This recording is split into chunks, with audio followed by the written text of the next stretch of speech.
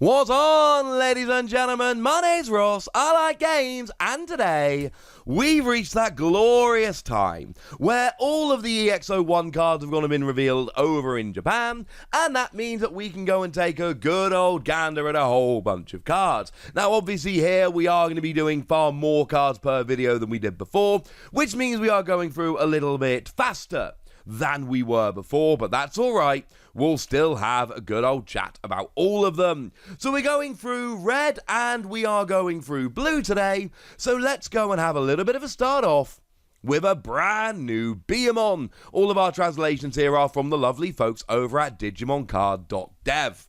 So, Bmon here, free cost to play normally, 0 cost to Digivolve, 2000 power, nothing particularly impressive or unusual, 1 inheritable skill, when you are attacking, once per turn, if you're attacking a player, draw a card. Absolutely love it. This is absolutely brilliant. You have to be attacking the player or the stack, you can't get this when you're attacking a Digimon, which means you need to evolve up until you got a Digimon that you feel comfortable actually attacking with into the stack and surviving. But the fact of the matter is, you know, in say a rookie rush deck or something similar, you can get this, Digivolve, and then boom, start drawing cards. I think it's really, really good.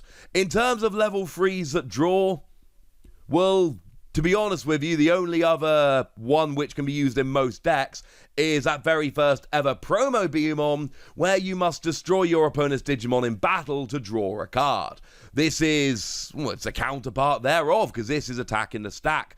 I like it. It's draw power. Draw power is good. I can see a bunch of people making use of this.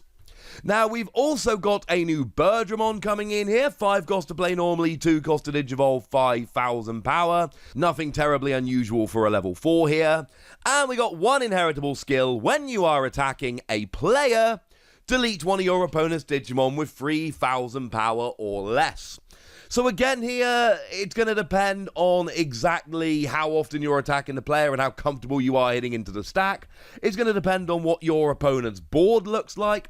But the fact of the matter is, there are so many super useful Digimon out there that have 3000 or less power that this is going to be an extremely useful card. And deleting random Digimon when you're attacking into the stack is a pretty hefty bonus. So yeah, count me as a fan of this. Like I say, there are a lot of ifs, buts, and maybes. You might be the leader when you attack the stack, etc.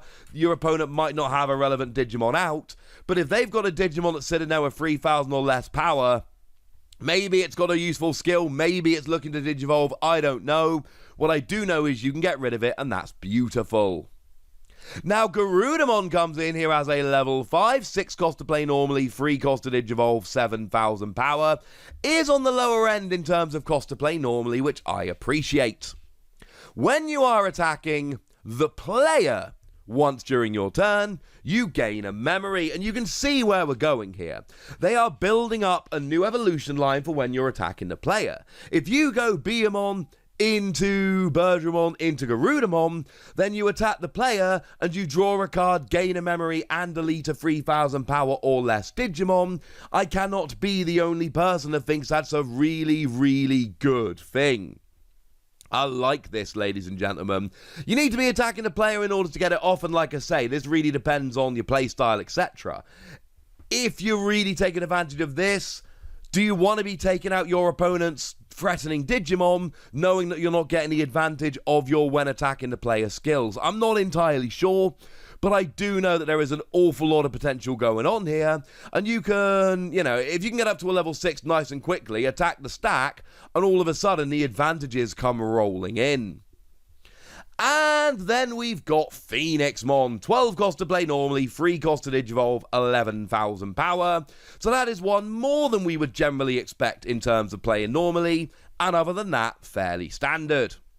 And what we've got here is security attack +1. So you get to just perform an extra security check. Rather than going after 1 security card, you go after 2. Now, 11,000 power is slightly worrying, because it means that your average level 6 will delete you. Whereas with 12,000 power, you'd only really be worried about level 7s and especially powerful level 6s. And then you've got a second skill here that when you are attacking a player, you draw 2. So if we go all the way up the evolution line, Bmon lets you draw 1, this lets you draw 2, so you're drawing 3 cards. That is phenomenal, incidentally. Draw 3 is not something we generally see in Digimon. Birdramon is letting you delete a Digimon with 3,000 power or less. Garudamon is gaining you a memory. And you're taking out 2 security cards rather than 1.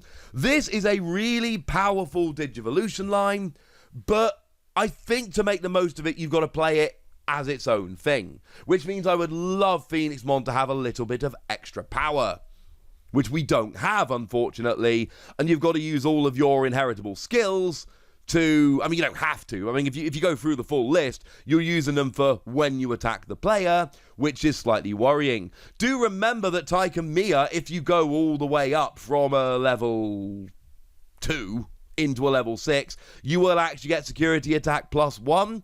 So that is absolutely something to bear in mind. And if you do want that little bit of extra power, don't forget you've got the Tyke and Mia from the starter deck that will give you an extra 1,000 power, or the Sora from BT2 that you can rest it to give yourself an extra 2,000 power. So if you are really set on going through this evolution line and you want that little bit of extra power to try and make sure you survive, and I think that's probably fairly sensible, honestly, we can't really do it with Digimon without losing these lovely skills. But we absolutely can do it with Tamers, and might I suggest that's something you consider. So those are the new red cards, but how about the new blue cards? We got a bunch of those as well. So let's start off having a little bit of a look at XVmon. Now, XVmon here is a level 4, 5 cost to play normally, 2 cost to Digivolve, 4,000 power, all about right. Kinda weak, but not hilariously so. But you can Digivolve from either blue or green, like that Paledramon I showed you the other day, which is quite nice. And the Imperialdramon Dragon mode that I showed you a little while ago at this stage. And now, we're starting to look pretty nice. We've got this proper blue-green hybrid thing going on. Now, what we've got here, first of all, is jamming. Jamming is good. Jamming means that you will not be deleted when you hit a security card, regardless of how powerful that security card is. It could be a 15,000 power level 7, and you will survive because of your whole jamming. Now, what's weird is that this is not the only level 4 blue we've got with jamming. We have the Frigimon from BT1 that had jamming, and actually we got the Vmon from BT3, which is a level 3 that's got jamming.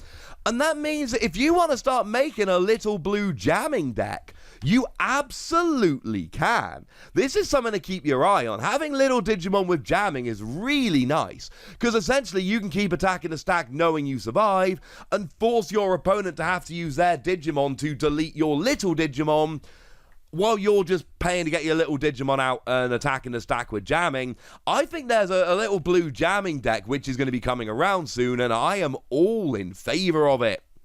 We've then got inheritable skill. While this Digimon contains Imperialdramon in its name, or has 3 in its characteristics, it gains jamming. So essentially it can give jamming all the way up the line, including to Imperialdramon Dragon mode, which is really, really nice. Not to mention that that's got a Digivolution skill which will unsuspend it, so you can be attacking the stack more than once with jamming. Jamming is good. We like XVmon. Now, Ikkakumon comes along as a level 4, 6 cost to play normally, 2 cost to Digivolve, 6,000 power. Puts it on the higher end of both play and power. But on your turn, this Digimon can attack your opponent's unsuspended Digimon that have no Digivolution cards. And I like this, ladies and gentlemen.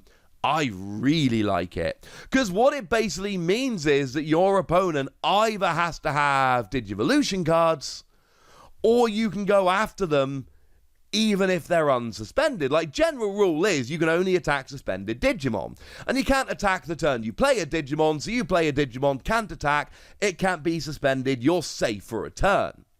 But being able to attack and delete it straight away is a phenomenal advantage, and it's one that is going to really help you out here. And I know it only works if they've got no Digivolution cards, but come on, that is pretty much the secret skill of blue as a colour.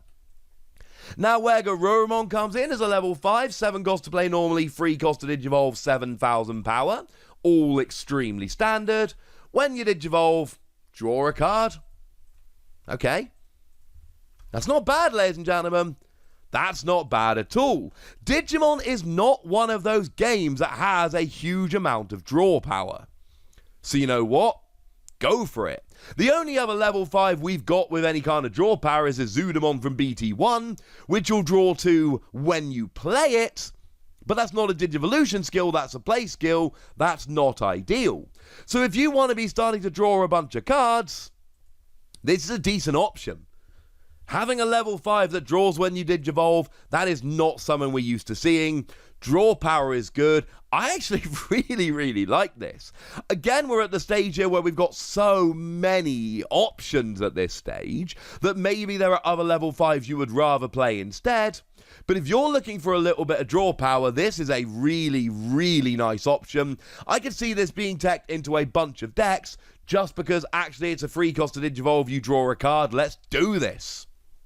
Now, when you are attacking once per turn, if you've got 8 or more cards in your hand, gain a memory. And this is weird, because we've seen a bunch of these cards, you know, all the way through. The Garurumon, that early promo, gave you security attack +1 if you've got 8 or more cards in your hand. Obviously, that's a level 5, you'll have to choose between them. And we had that whole Old Force Digimon line from the starter deck that went with a whole bunch of skills, including, you know, with the Old Force Digimon, when you got 8 or more cards in your hand, you may unsuspend it, which is very cool. Incidentally, none of their skills gave you extra memory when you had 8 or more cards in hand, so maybe this could go in there. Like, if you're playing that Old Force Digimon deck, this actually fits in really quite nicely, weirdly speaking. So I kind of like it for the second skill. I really like it for the Digivolution skill. As far as I'm concerned, that is by far the best thing about it. So consider me a fan, ladies and gentlemen. I think this is a particularly exciting Digimon. Now, I mentioned Zudomon a moment ago. We have a new Zudomon here. 8 cost to play normally, 3 cost to Digivolve, 8,000 power. That puts it on the higher end in terms of both power and play cost. Nothing particularly out of the ordinary, though. I'm sure we will be fine. And then we've got a couple of skills. When you Digivolve, you may trash the bottom Digivolution card from one of your opponent's Digimon. And we've seen this in blue over and over again. This is just the kind of thing that blue do. And it's alright. If you're playing a kind of blue deck that wants to trash those Digivolution cards, and we know that's the kind of thing blue do, go for it, ladies and gentlemen. Go for it. It is important to note that the Zudomon from the starter deck is actually double this. So when you Digivolve, you trash the bottom 2 Digivolution cards from one of your opponent's Digimon. Or we got the Chris Birdramon from BT5 that when you Digivolve, trashes the bottom Digivolution card from all of your opponent's Digimon. What I'm saying here is that actually this is not perfect. It is a weaker version of a skill that we've actually seen better in 2 different ways. This gets rid of 1 Digivolution source. We've seen that you can get rid of 2, or we've seen that you can get rid of 1 from all Digimon. So we're going to need something a little bit better to justify playing it. Oh yeah, on your turn, this Digimon can attack your opponent's unsuspended Digimon that have no Digivolution cards. Okay, this is the reason to play it. This is why you play it. Because now you can go after those super annoying Digimon. You can go after them before they've got rolling. It's very similar here to the other one we talked about literally just a moment ago, that Ikkakumon, except you got an extra 2,000 power and you got a nice Digivolution skill. So sure, it doesn't have as good a skill as those other Digimon I've mentioned, I'm sorry, but it does essentially let you attack unsuspended Digimon, and that's a super powerful skill. If you're playing the kind of deck which has a bunch of options for getting rid of Digivolution cards that is going to be able to leave your opponent with no Digivolution sources, this is going to be a very, very powerful option. Not to mention, of course, we got all those decks like Rookie Rush and Mega Zoo, for instance, who basically don't bother Digivolving. Rookie Rush, lots of little Digimon, Mega Zoo, lots of big Digimon. And my point here is that actually there are going to be games here where this is amazing. And goodness me, ladies and gentlemen, I almost finished the video without talking about Plesiomon. That's the big level 6 one we should all be getting very excited about. Is it any good? Oh, I like this one, ladies and gentlemen. This is one I can see myself having a good old play around with. Now, in terms of stats, we got 11, 3, 11. That is absolutely standard. It is exactly what we would expect from a level 6. On your turn, once during your turn, when one of your opponent's Digivolution cards is trashed, draw 2. That's huge. That is absolutely huge. We've talked in this video and even given some examples of the different ways we can trash Digivolution cards. It is what blue does. It is like the special skill of blue. And now you're telling me when I do that I draw 2 cards. And yes, it's once per turn, but remember it's once per turn per Plesiomon, which means if I get multiple Plesiomon, and again this is fairly extreme, I understand, but if I can get 4 Plesiomon out, I remove 1 Digivolution source, draw 8 cards. That's huge! Digimon does not usually cavalierly let you draw 2 cards in this manner, and sure, it's a level 6 that you've got to get out, and that is a bit of a pain. And sure, you've got to trash the Digivolution source, but again, there are so many different ways to do that in blue. There isn't really any point me getting into it now, there are just too many different ways to do it. And then this level of draw power? Yes! And honestly here, right, if I'm playing any blue deck where I can remove evolution sources, and a lot of blue decks I'll be able to, I might just whack 1 or 2 Plesiomon in there just in case. Just for those times where you can actually benefit from the draw power. Because also, on your turn, this Digimon can attack your opponent's unsuspended Digimon that have no Digivolution cards. And we've already seen that skill twice. And it's just as good here as it was on them, ladies and gentlemen. Except now we've got 11,000 power, so there's just an even greater range of Digimon you're going to be able to take out if they have no Digivolution sources. And if you're playing any kind of blue deck that can get rid of Digivolution sources, Plesiomon seems like an absolute no-brainer. Drawing 2 potentially every turn, while also being able to take out Digimon that have no Digivolution sources, even if they're unsuspended. I cannot be the only one that thinks this one looks good. I am legitimately in love with this one. So there we go, ladies and gentlemen. 9 new Digimon cards from Red and Blue to have a little bit of a look at. Over the next couple of days, we will be dealing with every new card. So if there's anything we've missed, don't you worry, we will get to it. For now, I want to know what you think about these cards that I'm showing you. I want to know which of these cards in this video is your favorite. I want to know, quite frankly, anything you feel like telling me. So let me know in the comment section. Go nuts. Be nice.